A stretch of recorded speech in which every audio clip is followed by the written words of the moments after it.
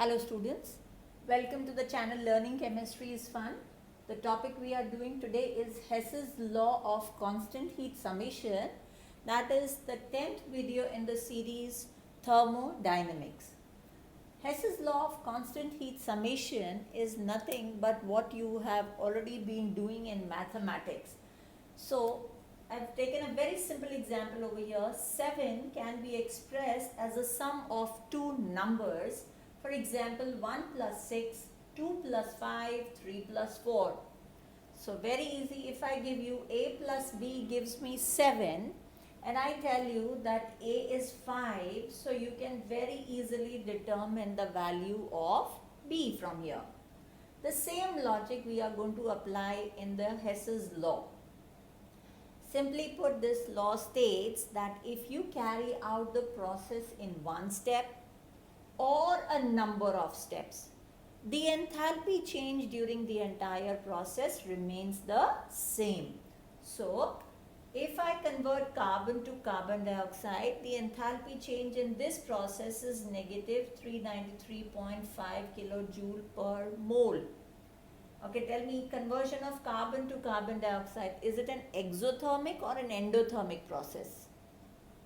Yes, it's exothermic. This is indicated by the negative sign for enthalpy. The same conversion can be achieved by converting carbon to carbon monoxide and carbon monoxide to carbon dioxide, all by the process of oxidation or combustion. Now it is difficult to control the oxidation or the partial oxidation of carbon to carbon monoxide. This is easy. We can determine carbon monoxide to carbon dioxide. This combustion can also be determined by the value of delta H. We have done the methods of determining the value of delta H, that is the enthalpy or the heat energy change when the process is carried out at constant pressure. Please refer to the earlier videos. We have discussed the methods to do that. Now the glitch comes here when you are not able to determine this because it is difficult to control the process here. So what do? Now here I don't know this value. I know this and this. So you know A plus B is C. You know the value of C, you know the value of B. Can you determine the value of A? Yes, as simple as negative 393.5 is nothing but the summation of negative 283 kilojoules per mole plus the delta H naught value for this particular process, and that gives us the value of negative 110.5. Thus, whether you carry out the process in one step or a number of steps, the total enthalpy change remains the same. Now this concept is very easy from examination point of view, from understanding point of view, from application point of view. It is very important as well. If you understand the numericals based on this, then it's very easy to score marks in this particular numerical. But it's just that we have to decipher the statement of the question very carefully, convert it into the language of chemistry, or more specifically the thermochemical equation, and you get the answer in just one step. So let's start. Let me teach you how to decipher a question and convert it into a thermochemical equation. Given to me here is standard enthalpy of combustion of carbon and methanol is negative 393.5 and negative 726 kilojoule per mole. Since this is enthalpy of combustion means burning, heat is always liberated. That is why these values are negative, indicative of an exothermic process. Let's convert this into the thermochemical equation. Now we are talking about standard. That means the reactants and products are in their standard state. So carbon, graphite in the form of a solid, oxygen gas burns to give you carbon dioxide, You have to remember, because it is standard, so how many moles of carbon can we take over here? Yes, 1, because we are talking about standard molar enthalpy. That means the enthalpy of combustion of 1 mole of the substance. So the enthalpy change is written over here, negative 393.5. Enthalpy of combustion of methanol, CH3OH plus oxygen, any hydrocarbon on burning gives us carbon dioxide and water, all in their standard state. Enthalpy change given as negative 726. If you notice, we put a small c over here, indicative of the process of combustion.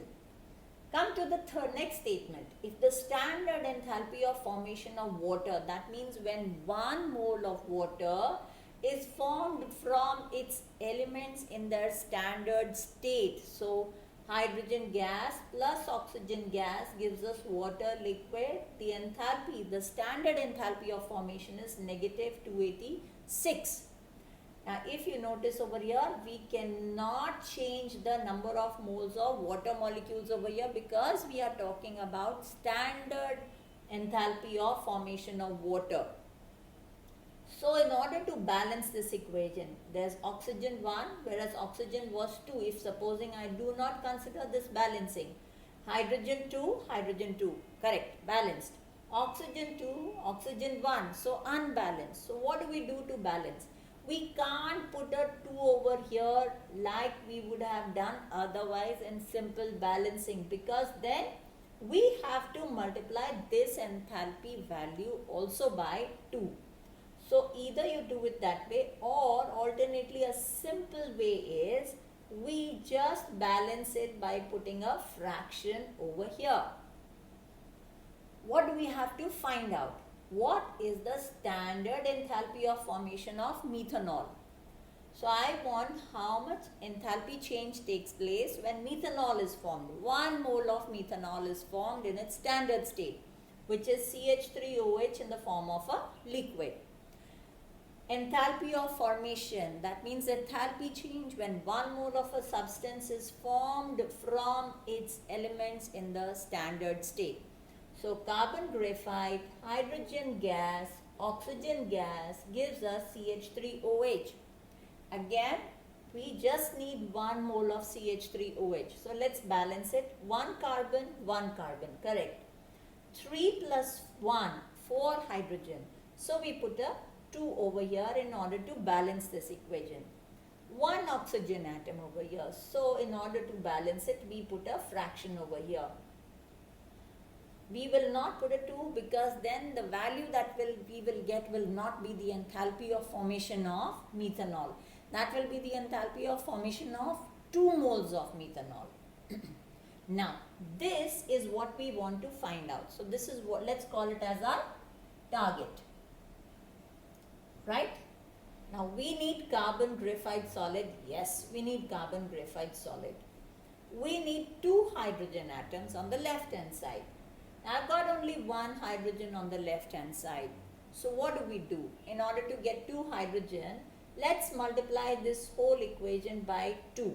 So when I multiply this whole equation by 2, please remember that the value of 286 will also get multiplied by 2. Now, so what do I have after first and the second equation? We can add them up. Let us see what we have. So we have carbon in the form of graphite, and it's a solid, plus 2 hydrogen, plus now oxygen here and an oxygen here. 2 into half gives me 1 oxygen, plus 1 oxygen gives me 2 oxygen here, right? At the same time, on the right hand side, we've got carbon dioxide gas, water liquid, and how many of water liquid? We've got 2 water liquid, right? Here I have not put the standard states. It should be understood. Now, in this overall process, I am getting carbon, hydrogen, but I haven't got methanol on to the right hand side. There are 2 ways that you can do.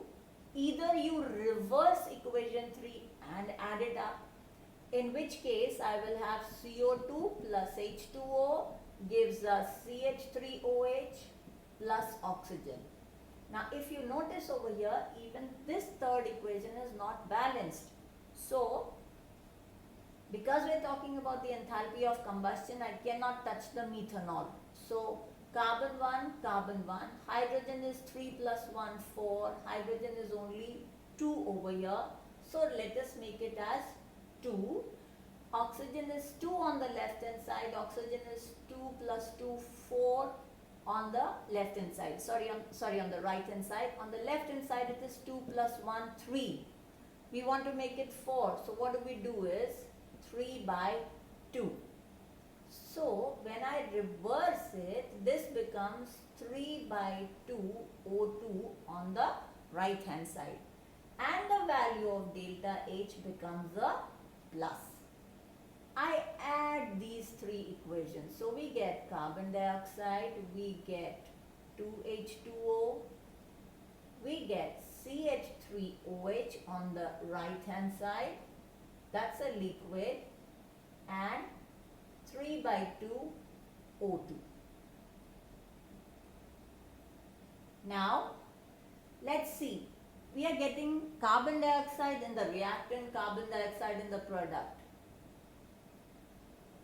2 water on the left hand side, 2 water on the right hand side. Cancel. There's 2 oxygen and that is 3 by 2 O2. So what do we have is, we are just left with 1 by 2 O2 over here. So what did we do? We took the first equation, we took the double of the second equation, and we subtracted the third equation, or alternately we reverse the third equation. So how do we write our calculations? So if you notice, we've got the final equation, carbon, graphite solid, plus 2H2 plus half O2 gives us CH3OH liquid. Let's find out the delta H naught value from this equation. You got the first value, negative 393.5, correct. The second value we had multiplied by 2. So negative 286 multiplied by 2. You had reversed the third equation, so plus 726. When you calculate this entire value, you get the enthalpy of formation of methanol. Can you do the calculations for me? And before I write the answer, let us see if our answers tally. Please go ahead, do the calculations.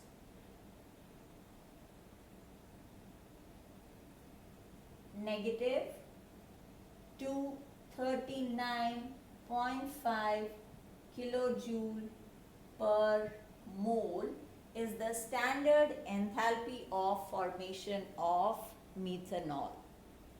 So what you have to do is just keep the target equation in mind and either add or subtract the equations. Once you have two equations in front of you, you would know what to do with the third equation. It gets very confusing. You will feel nervous when you add the two equations. Oh, I've got carbon dioxide and water on the right hand side. I don't need them. What will I do with them? Don't worry, don't panic, relax. Go on to the third equation. Either you can subtract the third equation, or you can say that we take the reverse of equation 3. How will you write this particular step? You will simply say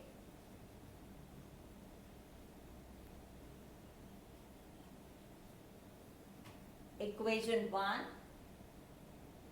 plus twice of equation 2